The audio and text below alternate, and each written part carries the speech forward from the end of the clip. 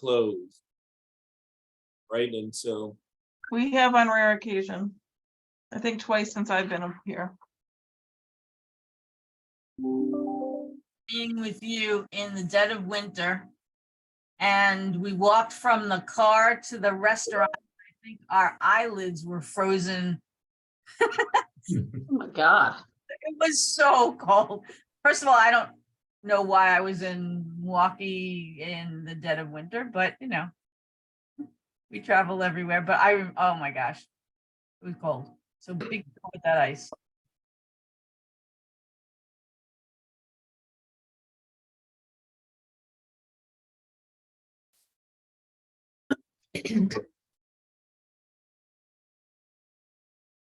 So I'm torn. We have many more people registered who I assume will appear in the next 3-4 minutes. But we have a lot to cover, and looking forward to hearing from all of you as well. So I think I will get us started, and people will catch up as they log in. I'm, of course, Andy Paller, and I am really pleased to be able to welcome you to this session, stimulated by the 2022 JCC Movement Workforce Survey.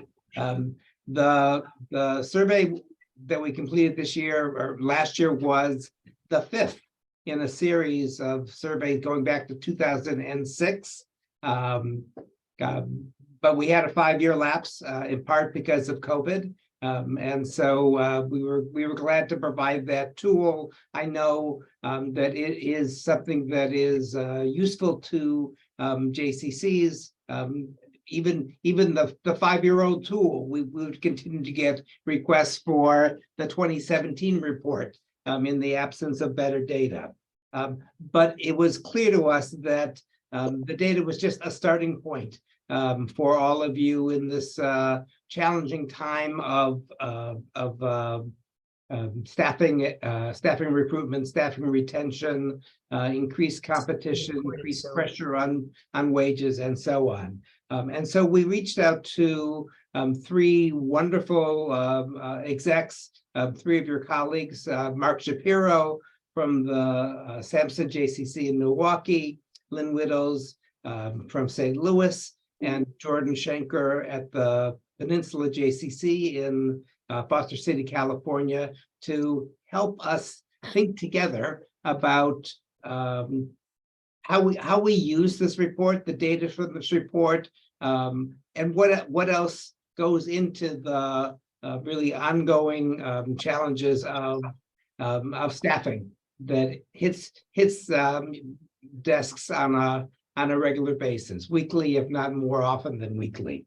Let me just give you a quick snapshot of the hour.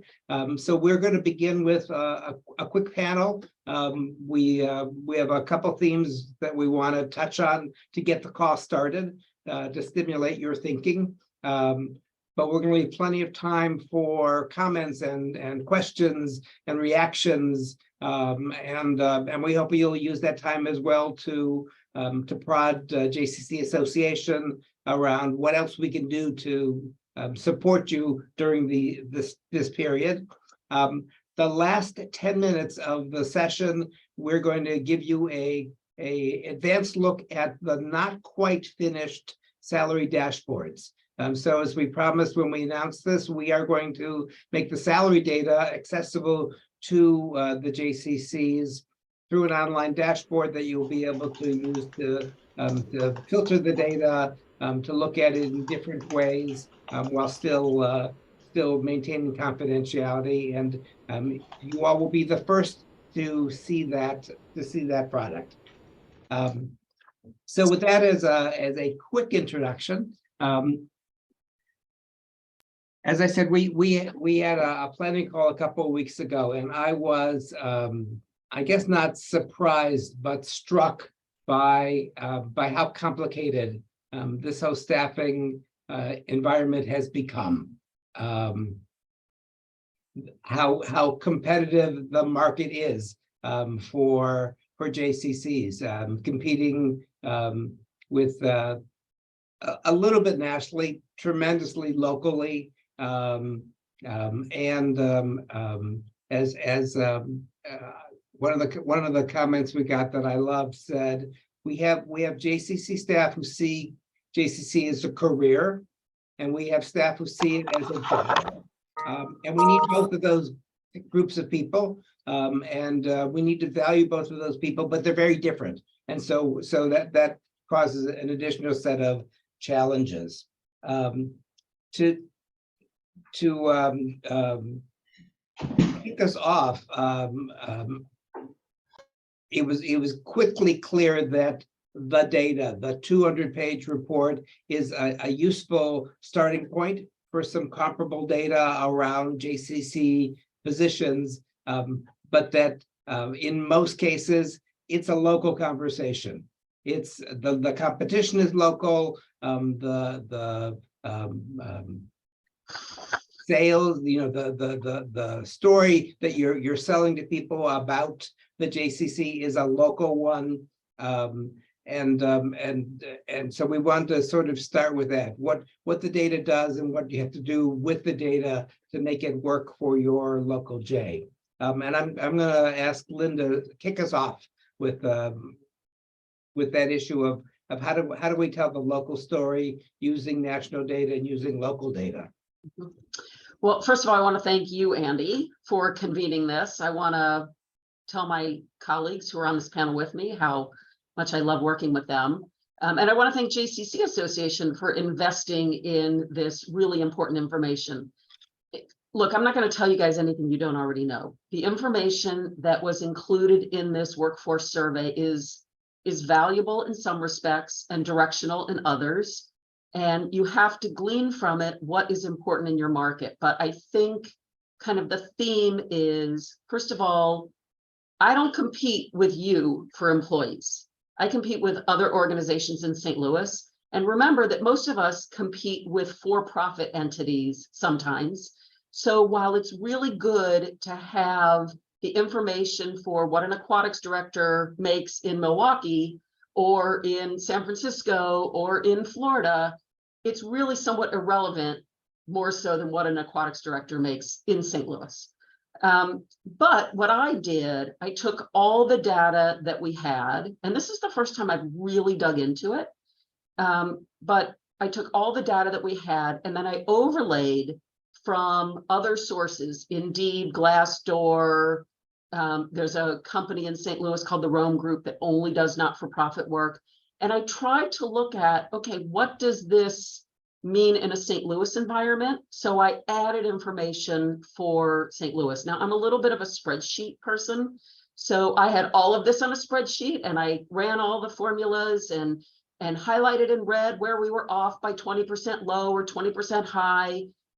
But I think this report also reminds us that employee engagement and employee success is far more than just how much we pay. It's the kind of work environment we have, how much we trust them to do their jobs, what kind of work-life balance we can enhance and support. And I'll be the first to admit, I am really old, and I cannot believe I'm saying this, but people who are young in the workforce today are very different than people who are older and have been around for a long time. Now, I actually came from the corporate world, so maybe my experience was a little more different than most, but I remember I used to get at work at 6:30 and I was there till 6:30 at night, and I was working, and there were barely cell phones, much less, all the other access to information. But I think it reminds us all that we have to be really thoughtful. And what we learned for those of us who were in Atlanta is this sense of movement within the organization is really important. So if you think about the Maslow's hierarchy of needs, people have to make a living. They have to be able to pay their bills. They have to be able to buy food and get to work and have a basic subsistence level. And then beyond that, as you go up the hierarchy, there are other factors that are important. And when we talk about those factors that impact employee engagement, it's things like How much flexibility do I have? Does my boss care about me? Does the organization care about me? So I would encourage that you use the workforce survey and overlay what's right in your market. It doesn't matter, again, that, you know, the Jewish educator in New York makes Y if Jewish educators in St. Louis make X. I have to compete with that. So I just encourage you to overlay the local data. But this was I mean, first of all, Andy, I couldn't have gotten this at any better a time, because we are now in the process of doing market adjustments. And I used this really as a quick affirmation that we are high in some places, low in other places, and we've just got to figure that out. So that's what, by the way, I will also share that we have a strategic framework. So we have our strategic plan that's a 3 to 5 year plan. But for this year only, we created a strategic framework, and central to that framework is people and culture. And so when I say this couldn't have come at a better time, I mean, here it is right here. And right in the middle, it talks about how we're going to engage and maintain staff. I have never seen an employment environment like this one. And all I can say is, I mean, I say this kind of tongue in cheek, but we could all use a good recession, because I think it would stabilize the workforce a little bit. So that's it. That's a tough a segue for Mark and Jordan. Yeah, and I really don't want a recession, but you know, we need to find some way to stabilize the employment market. The other thing is, you said something that I think is really important. We need to find people who not just like working in a not-for-profit, but they really align with our mission. Because you're right, there are people for whom this is a job, and there are people for whom this is a calling.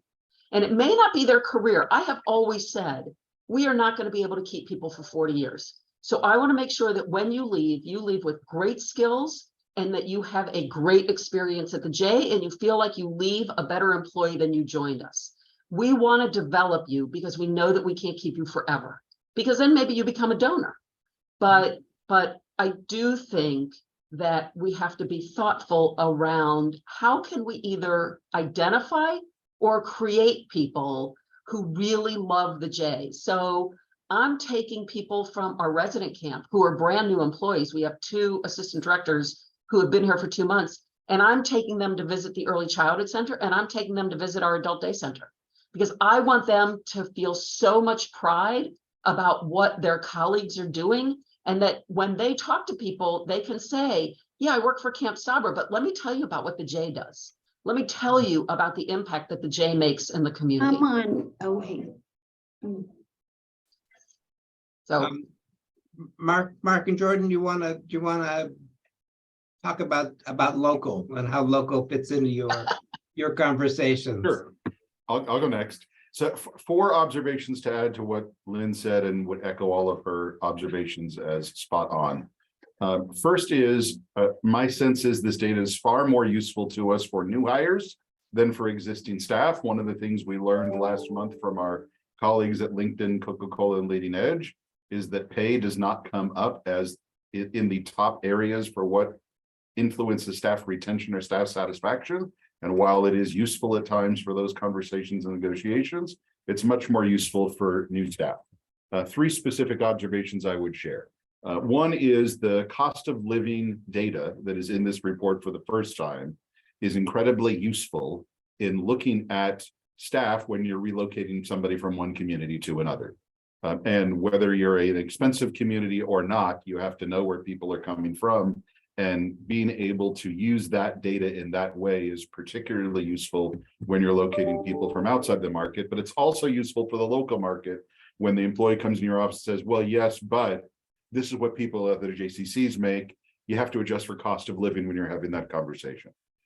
Second is, I think one of the most useful pieces of this data when we think local is internal comparative salary data against your own staff. And one of the ways you can use this data is to say, well, if I have an early childhood director, what percentage of the CFO's salary is that? And how does that compare in this study?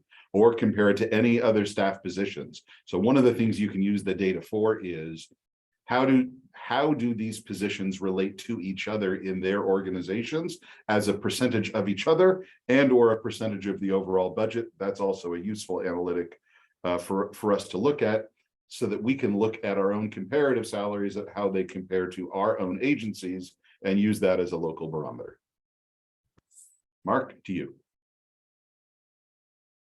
Well, I don't want to jump into the other questions that we know Andy might be asking. So I'm going to actually do something that I rarely do. Amen.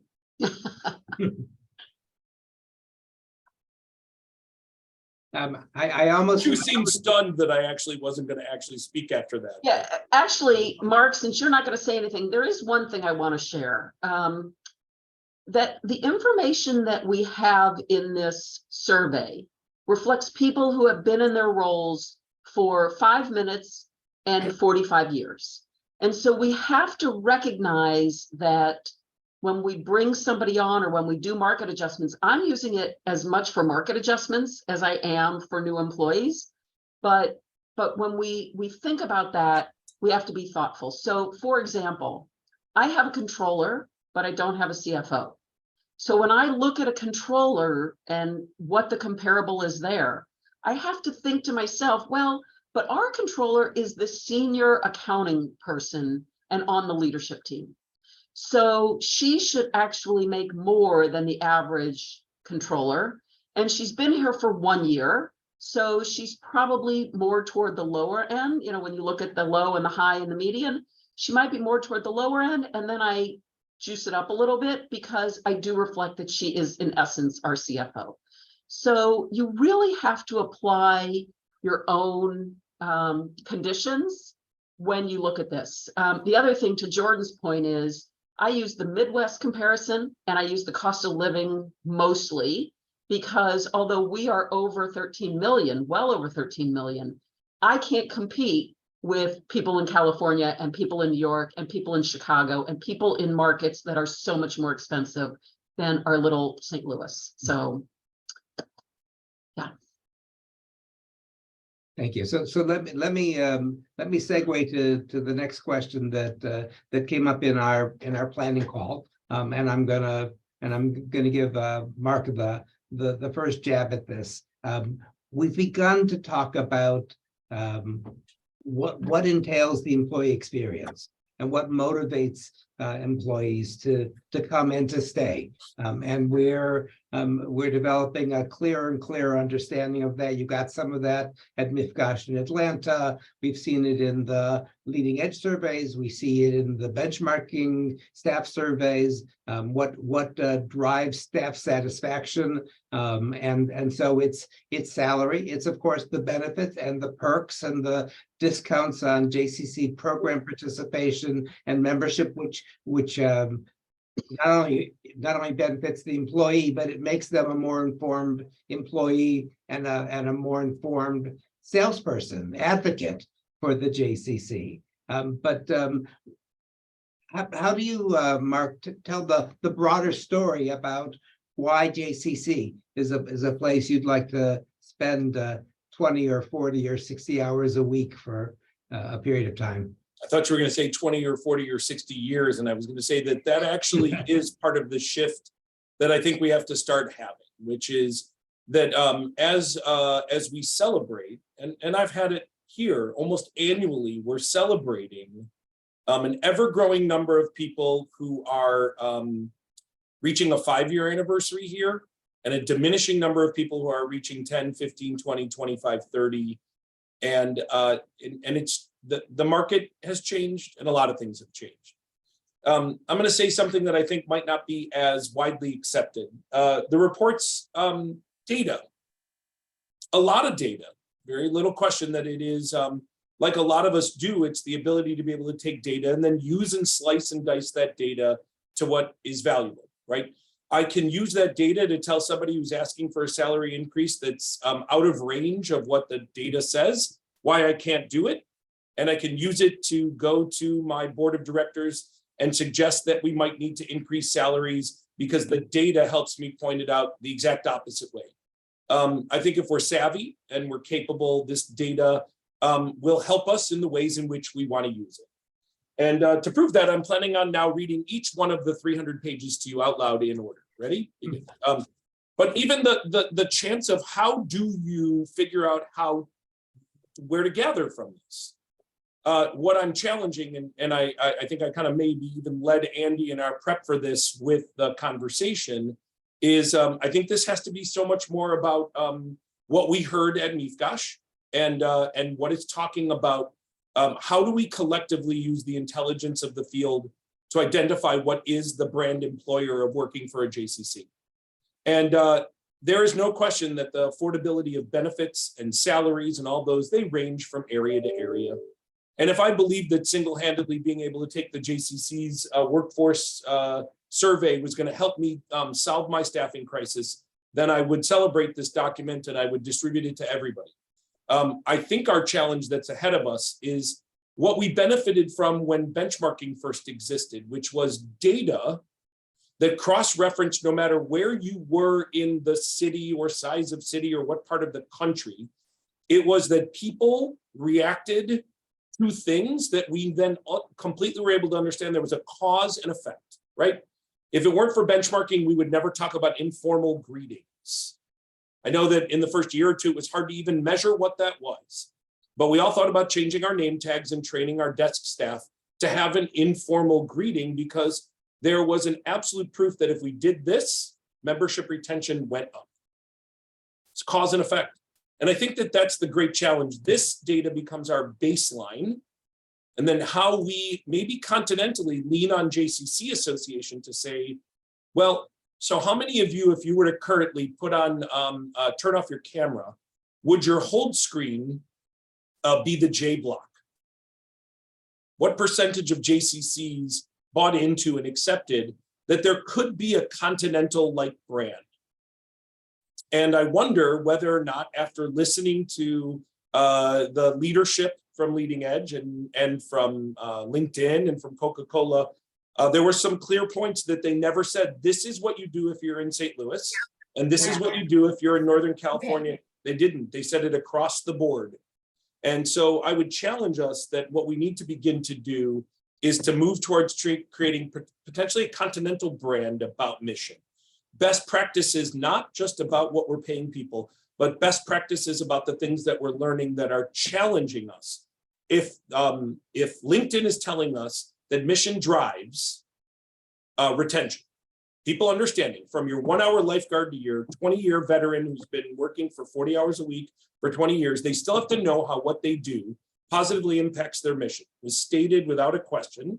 What is it that we are all doing continentally to try and identify from our current staff, what is it that makes them feel like they're impacting the mission positively? We've enacted that already here at the J, and we are recognizing that maybe the answers become our brand.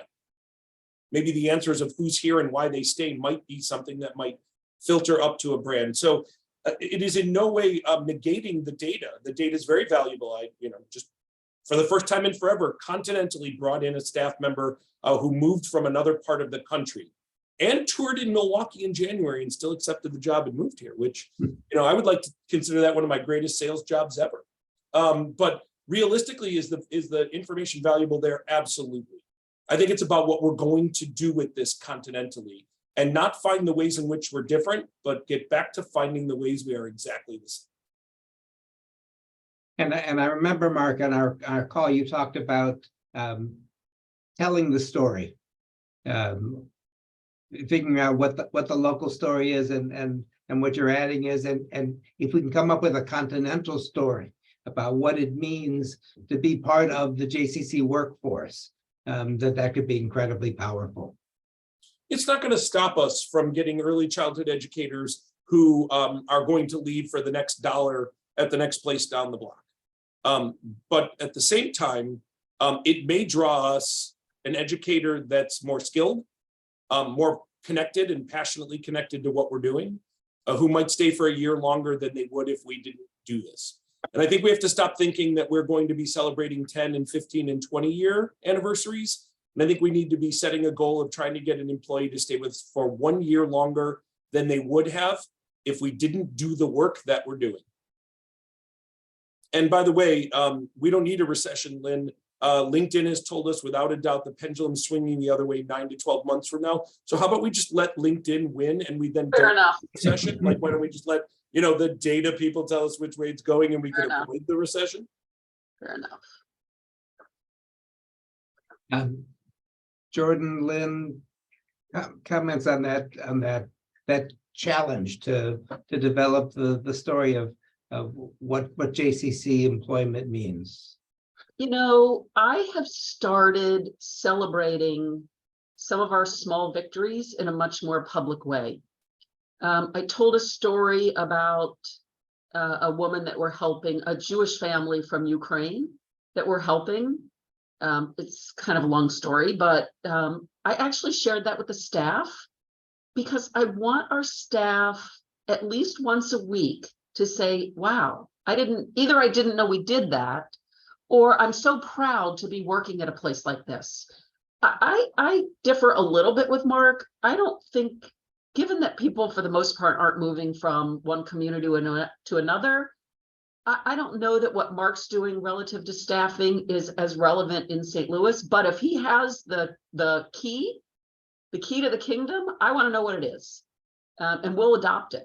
So I don't mind stealing from him or anybody else, but I do think that there's something that brings us all together, because we're all doing similar work for similar reasons. So, yeah. The one addition I would add to that conversation is the concept of employability versus employment. It echoes some of the things that both Mark and Lynn have alluded to. The notion of our long-term commitment to employees is no longer the 25-year gold watch. It's that we're going to be committed to your employability, even if that means your employment will not be here. Because if we create an environment where employees understand that our investment in them is not just about us, it's also about them, that will also be good for us. And that is a change in culture and a change in leadership that a decade ago, I think some of our colleagues would have said, well, what if I invest time and energy and money into our staff and they leave? My response to that has always been, what if you don't and they stay? The construct of what are the staff team that we create, and that concept of employability versus employment is, I think, one of the long-term strategies for staff retention and staff productivity. I would agree. Very, very important. We're seeing it here at JCC Association. It is an increasingly important driver for younger employees. Lynn, I would love to, while I thoroughly enjoy the opportunity for you and I to disagree on something, I actually agree with exactly what you said. I just think that what we've been doing as a field, and sometimes what the data can do for us, is really define us as different. Right? It can identify cost of living as our difference, size of city as our difference. I'll speak for myself, and I don't know how others feel about it. I think there was some really great things that happened at Meathgosh, in that we were not spending time defining ourselves uniquely and specifically as size of city. I think that there are, without a doubt, points that are unique, and there's great value in being together for certain subject matters on certain points. I think that when it comes to the value equation of working at a JCC, I think there are enough common language points that we don't all need to go out and try and hire a company to help us with branding a brand of working at a JCC. We would benefit from all doing it together. And it's never stopped anybody from skipping that I don't agree with the brand or altering their version of the brand in their local town.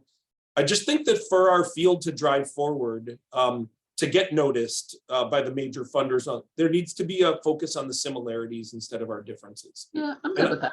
Yeah, and so I actually agree with you. I think that we will find our unique differentiators in our own cities. I just feel like the data's got to drive us towards an outcome greater than just how we look at the data. That's really what I'm trying to say. The data is there, it's valuable. Each of us will use it in our own unique ways. Andy's challenging us to explain how we will. I'm just going to challenge the association, quite frankly, and all of us to be a part of it. So now what? So now we've got this data. It's powerful data. So you just print the copy of it and share it? No, I think we're better than that as a field. I think each one of us is more visionary and more capable. And I think we have an opportunity to do something with that data greater than read it. And the platforms that JCCs represent, there was a comment about synagogue preschool versus JCC preschool. They're paying a couple $1,000s more. But what are you getting by being part of the JCC with discounts on your tuition and membership and access to the camp program, and part of an organization that's going to invest in you. So there, we may be able to identify some of those differentiators, which could be very exciting. Final theme that we wanted to touch on before we open up the call is the issue of salary transparency.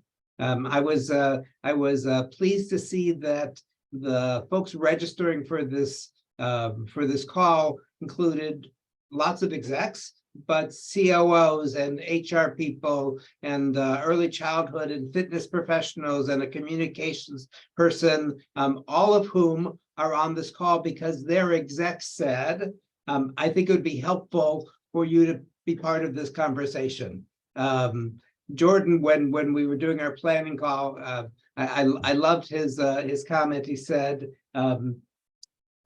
if it's not already arrived, salary transparency legislation is coming to your town soon. And it is absolutely true. It is expanding quickly. And Jordan in California is one of the states that on January 1st had a new set of regs applied to them around salary transparency. So Jordan, if you could just start off the conversation about transparency, the challenge and the opportunity that it represents for you and your colleagues. Absolutely. And actually, I want to start with that last piece, the opportunity. We've talked about staff retention and staff engagement and staff satisfaction. And one of the ways that we can support that initiative is by building a culture of trust and open communication. And that relates to compensation as well. And while this is challenging for some of us, particularly those who have inherited a disparity between the salary levels of many of our own staff as it exists now, the more you share information, the greater the challenges often occur to shift from your current pay scales to ones that are more equitable, both internally and within the marketplace. And while that may put some pressure on us, the reality is salary transparency is already here because there is GuideStar and because there is Glassdoor and because there are resources where your staff today can go online and get significant information about what you are paying your people. In addition to the fact that we know they talk to each other to a far greater degree than people in our generation did. The millennial generation share this information readily.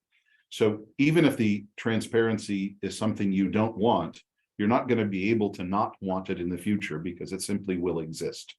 So one of the observations I would make is I think there's an opportunity for us to get out in front of that conversation and lead on this issue and say, here's what our salary bands are.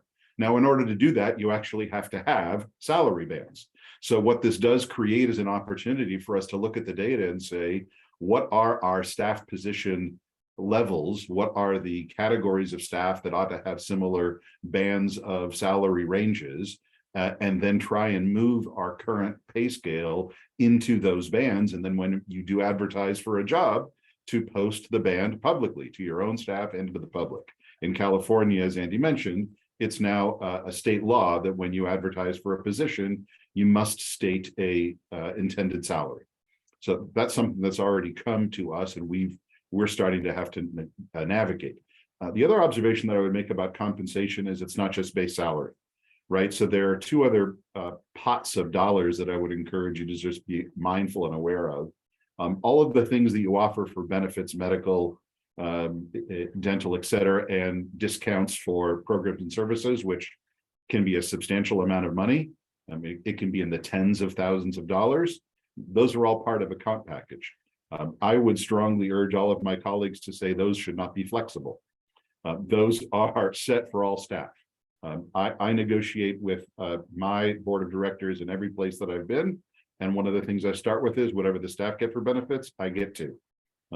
It's same across the board, because that way, again, in terms of transparency and building trust, any staff person that comes in my office and says, well, I want a different deal for staff discounts, for medical, whatever else, I say, no one gets it. I don't get it. You don't get it. No one does. And we're able to draw some lines in the sand to say, well, that one's not flexible. The third pot, however, is flexible, and we're continuing to experiment with opportunities to think about compensation elements differently. But I would encourage all of us to get creative in how we think about total comp. Signing bonuses are a very real thing in the marketplace right now, because some require it in order to hire staff. Retention bonuses are a thing. Incentive bonuses, more and more, I think, will become commonplace in nonprofits. All of my senior staff currently now have them, and we're building them in for most of our department heads. And then multi-year raise commitments when you hire new staff can also be a means for creating compensation and getting people over time to the kind of salary band opportunities that we want to create. So I think part of the way we can use this data is to say, well, if we do want transparency and we know it's coming, how do we get out in front of that by using the data to inform what are the bands of salary ranges we want to create in our agency that makes sense to us based on our market conditions? Thank you. I'm mindful of the time, and I wanna give people an opportunity to ask questions and to react to this and share what they're working on. So let's open the call. You can either raise your hand using the reactions button. You can throw questions into the chat if that's easier. The floor is everyone's.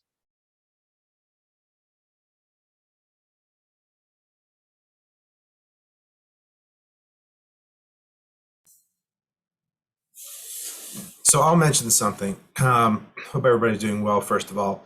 Ron Clark mentioned that the Mifkash talked about recruiting, and I know I'm spending a lot of time. I feel like it's my college coaching days where I'm going to people's houses and recruiting people and recruiting staff and having these conversations with families about bringing staff on. So just wanted to know, we just had a major growth point in RJ, and I'm really going out in the community recruiting people from other agencies. Anybody else doing it, having success? I just hired 3 or 4 people from different agencies, and Ron, when he was speaking, he really inspired me a little bit more to go out and try to get the best I can in the field in our area. So I just want to see if anybody else is doing something like that.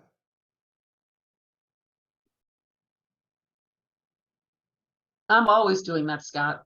I mean, I'm always looking for people. And I will tell you that while we're talking about how do we retain the staff that we have, sometimes it's not so bad when there's a little bit of turnover, because I have found that the new people that we've hired in the last 12 months have such a spark of energy and are so, they come with these wide eyes, and they're bringing something new to the J. So, as they say, silver and gold, it's really important that we keep core staff. It's very tumultuous when you have a lot of turnover, but turnover isn't all bad. So I encourage people to embrace it. But to your point, Scott, I'm always out there hustling for staff. Like I went to dinner one night and asked the waitress, who I thought was really good in customer service, hey, are you interested in a full-time job at the J? And she called me 2 weeks later. So but I started my career in sales, so I'm kind of always hawking something. I want to mention something. Everybody's ideas are really helpful, and I was having a hard time analyzing all this data and what does it mean to me. But one of the things that I wanted to bring up is the perception of others, of us as a work culture. So in Richmond, Virginia, we've been pretty stable for years. I mean, Jordan Shenker was here, CEO, many years ago, and some of the staff was still here. Excuse me. So the way that feedback that I've received lately from board members is that we have a high turnover. And that was seen upon us as a negative, while I thought it was pretty positive because I had an opportunity to bring a new team with new ideas. And to your point, Lynn, celebrating turnover, it was not always a bad thing. But somehow we are perceived by others if something is wrong. And I'm not sure quite, no matter what I say, you know, it's happening everywhere. If you're working, it doesn't just happening in the JCC.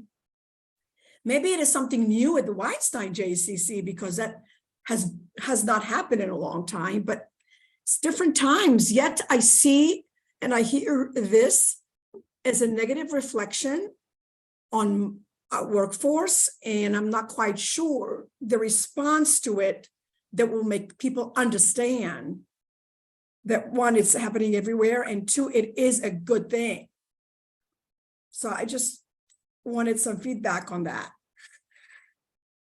So I would love to jump in and share an experience that we've had here at the JCC in Milwaukee over the last 6 or 7 months. I really feel like it is a little bit more than just asking people to accept it. It's about what you do with those changes, or I would even dare to say what you do with the openings. So with a lot of intentionality, we had 3 senior staff members leave at the same time. We had our chief marketing officer, our chief program officer, and our senior program director all left within about maybe 8 weeks of each other. 2 went on to become CEOs and 1 retired. There was no issue. I sat down with our leadership team and said, how about we just leave them open for 6 months on purpose and see what we've got? Let's just see what happens. We'll pay staff a little bit, you know, some staff are going to have to pick up some extra work. With intentionality, let's do some strategic planning, some retreats. I'm not sure we should be hiring the exact same positions that we got rid of. I think we need to make sure that we know what we're doing. And we led a Sunday board retreat, an advisory retreat, an all-day leadership retreat, and ended up redoing our table of organization almost completely on the left side, what I would call that programmatic side, and made some dollar investments in a different way. And what we found was that by leaving those positions open for about 5 or 6 months intentionally, no one thought there was a problem. We were super forthright and honest about it. We created collaboration circles that we never even thought would happen. Silos between departments went down. People needed to rely on each other. I don't know if I can share screen, but I'll share if I can. Here's actually this document that we, a bunch of our team put together, which was the idea of trying to understand how they felt like the outcome of what we did was that they were going to focus on collaboration, and no matter what we did with our table of organization, we were going to focus on not letting the silos, once we filled the jobs, get in the way anymore. And so work, like one of the collaboration models is from 8 weeks to 18. A parent who invests in our programs at Ganami at 8 weeks old, all the way until they're done with our overnight summer camp. Those are 4 different departments at the JCC. So parents have 4 different experiences, 4 different MOTSIs, 4 different beer cots, 4 different registration forms. And this collaboration team is now focusing on trying to create one experience. And I just think that we also should be recognizing that sometimes the departure of some long-term staff creates enormous opportunity for us. But it only works if you're honest about leaving it open. If you just leave it open because you can't find somebody, and then at the end claim you did it on purpose, it won't work. You have to be willing to go out there. And we knew we were going to struggle to find people anyway, so there was less risk in just announcing that we were going to leave it open for 5 or 6 months. I think we need to celebrate turnover. I think we need to take a good shot at it. It didn't save us any money, by the way, because every one of those positions we replaced at greater salaries. We gave people bonuses for picking up extra work, front loaded it, by the way, gave the money to them right when it started instead of waiting till the end. I think we have a lot of creative opportunities to embrace change right now instead of fearing it. Thank you, Mark. Mark Jacob. Yeah, I just had a quick question.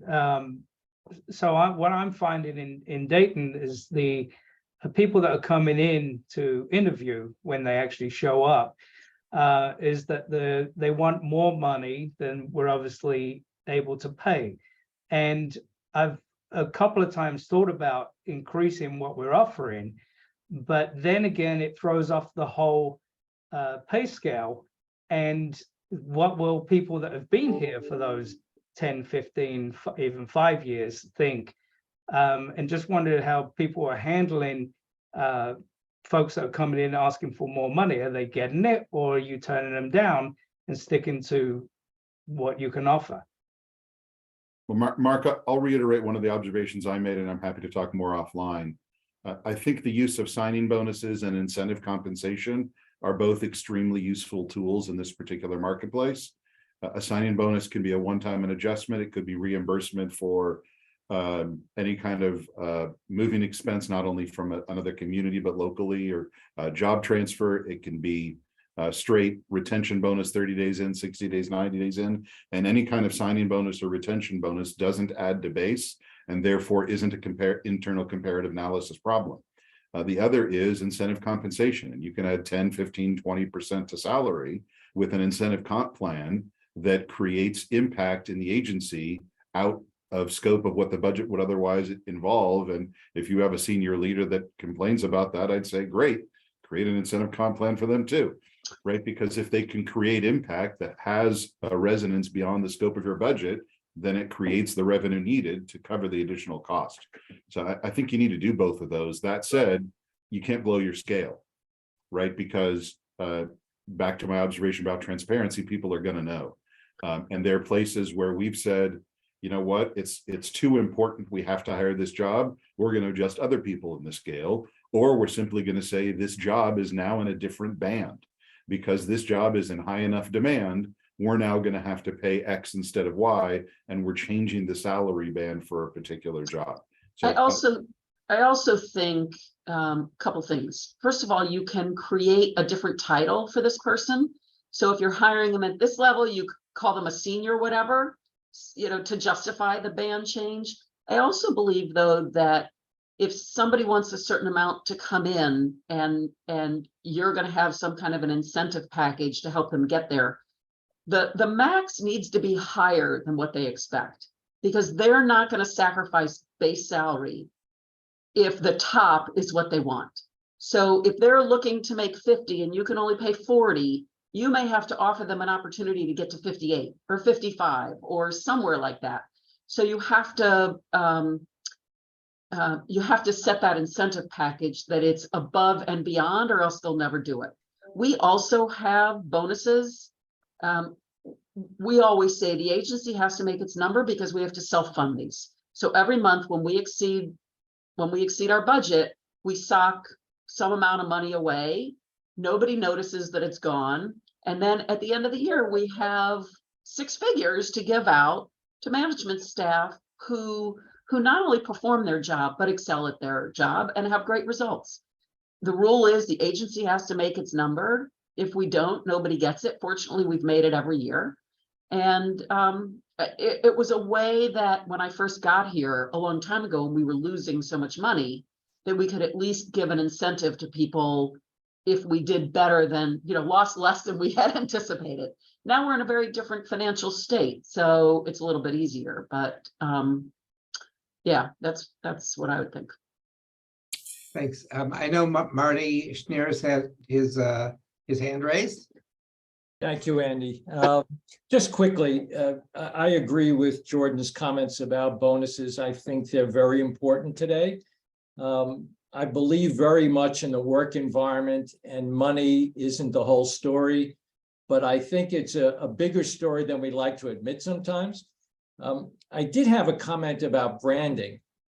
When I think about, we mentioned Coke and the presentations we heard, it would be interesting to think about a movement that, number one, would agree if you come to work for the JCC, there are bonuses, for example. There's a certain level of insurance coverage. I made some notes here. It's paid education. You see that with Starbucks. We're going to pay for you to go to school, et cetera. Well, maybe that's what we have to think about. it's very hard to move the whole movement, but we've had this conversation, big or small, there's a lot of similarities. So I'm thinking we might want to consider that. I love Jordan's comment. It's like a tagline. We invest in you. Another good branding, because I do think that people come into the workforce knowing some of the younger ones, they may not stay that long. But if we can teach them real skills, and that's the level where we struggle getting new people. It's maybe lifeguards, maybe it's assistant camp directors. I mean, how do we teach our front desk people? Do we invest in the training that's going to make it applicable for them in other jobs? And I think that has to be a big focus. We didn't talk a lot about that. We're talking more department heads and so forth. But I'd like to see and have more of a discussion about frontline. The issue of turnover, yes, sometimes turnover is an opportunity, but I would say the success we've had here the last 5 or 10 years is with a workforce that has stayed between 5 and 10 years. You know, if you change the owner of a business, you just take a look around, often they're not so successful. Who's running the shop? How do you keep at something consistently and make a difference? It doesn't happen typically in 2 years. So it is a little mixed bag. Sometimes we want those people with new energy, but I'd like to shoot for people at a department head level that'll stay 5 years, 4 or 5 years. That would be a good thing. Thanks, Marty. I wanna divert us just for 3-4 minutes to give you a glimpse of something that we've been working on. We hopefully will have time for a couple more questions, but we are even though we have had many people talk about the limitations of the data, we still want to make the data available to you. And one of the things that we've been working on is creating an online dashboard that will allow you to do more than you can do with the written report that we sent out last month. So I just want to spend literally 3 minutes showing you what we've created. It's going to be part of the JCC Resource Center. It will be password protected, meaning that execs can access it. You can also authorize through us other staff that you want to have access to the dashboard, but for everyone else, it won't even appear. It won't be in the search, it won't be in the menu. And we're going to have basically 2 tabs. The first is what you're looking at right here, which is filter by job category. So this top chart looks like the report. It's every one of those 63 job categories with the number of respondents and the minimum, median, and maximum salary. But what you can do if you're rethinking salary for day camp directors, or you're recruiting for a day camp director, you can click on that job category. You could also click on multiple job categories. And what you'll get on this page is the comparison group data. What do the day camp director salaries look like by region, by budget category, by cost of living index? We're going to provide this the salary distribution. So it shows not only the median, but the 25th and the 75th percentile. What are the middle 50% of day camp directors earn in the 22 study, and we'll show you the workforce characteristics. What is the breakdown by education, by tenure, gender, and Jewish, non-Jewish. PDF with the ability to download either the whole page or a portion of the page. And again, just quickly, I want to show you the other tab, filtered by comparison group. So we have, as Jordan said, we added cost of living index, and we created a series of tables in the written report that allows you to look at any one of those categories. What we've created in the dashboard will give you the ability to pick the group or groups that make sense for for your JCC and for the analysis you're trying to do. So for example, we could pick we could say $8 to $13 million JCC budgets, but only the top 2 cost of living indexes. So we can select as many of these as we want, and the chart automatically updates for all of the 63 categories. What do executive directors make in those categories? What do facility managers make in those categories? Important to note that in this top line, where we had branch or site director, we've designed the dashboard so that if there are less than 4 data points, we're not going to show you any data. So we're trying to maintain some confidentiality here. So this is just a quick peek at something that will be coming to you soon, and we wanted to take advantage of this call to share that with you. Lots more details to follow.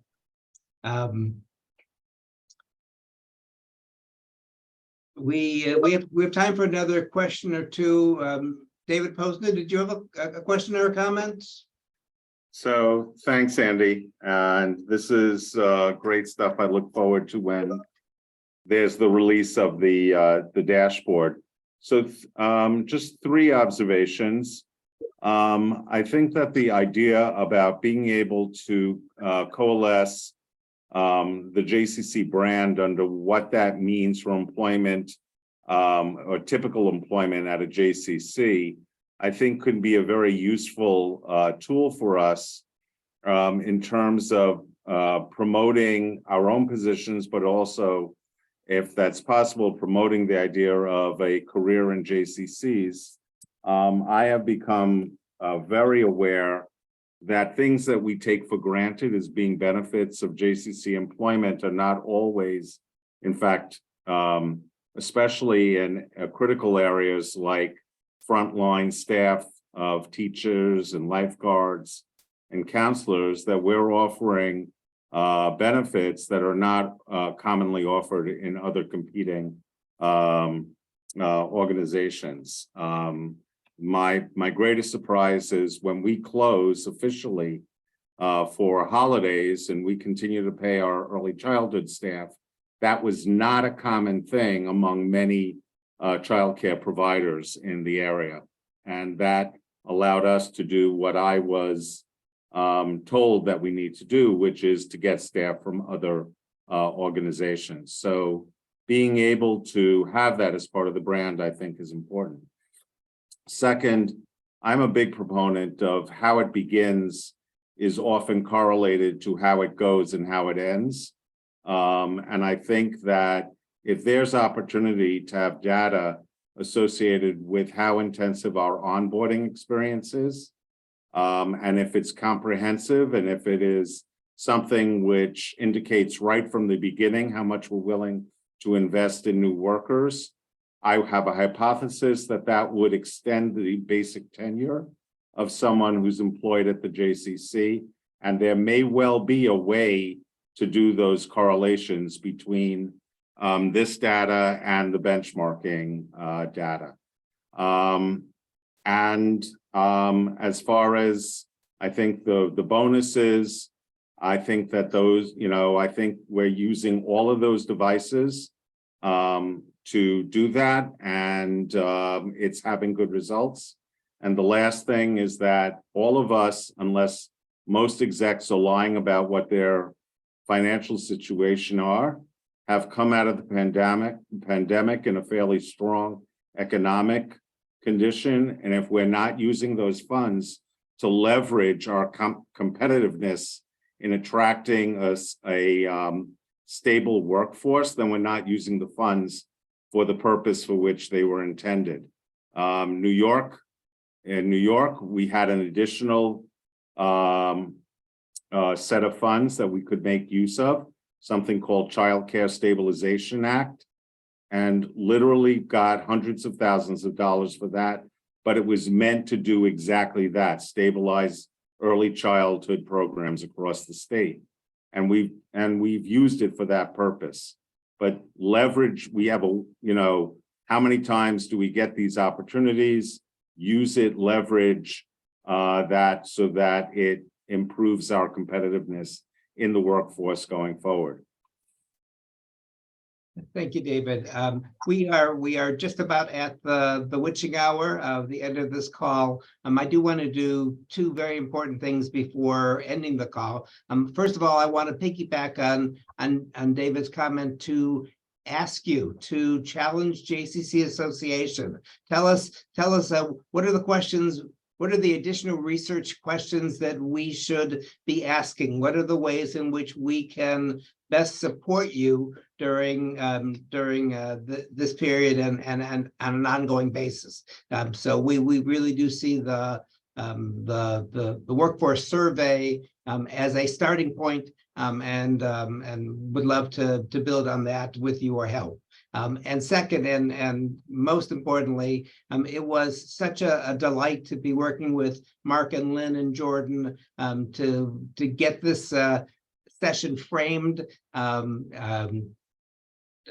only did they quickly agree to be part of this, I learned just in the planning call so much that I hadn't been thinking about, and I think they helped us to continue to think deeply about what we're doing, what's working, what might we do better, what are the implications for the field, and so I want to thank the three of you for helping to get this call, make this call so successful, and I want to thank all of you for the hour. Thank you for being part of this. Thank you for submitting your data. Without your submissions, we don't have the data on which to build dashboards and submit reports that benefit you. So thank you for that.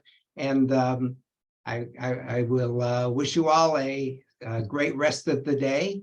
And thanks to you, Andy. Pleasure. Thank you all. Bye, everybody. Bye. Bye, everyone. Good night. Bye.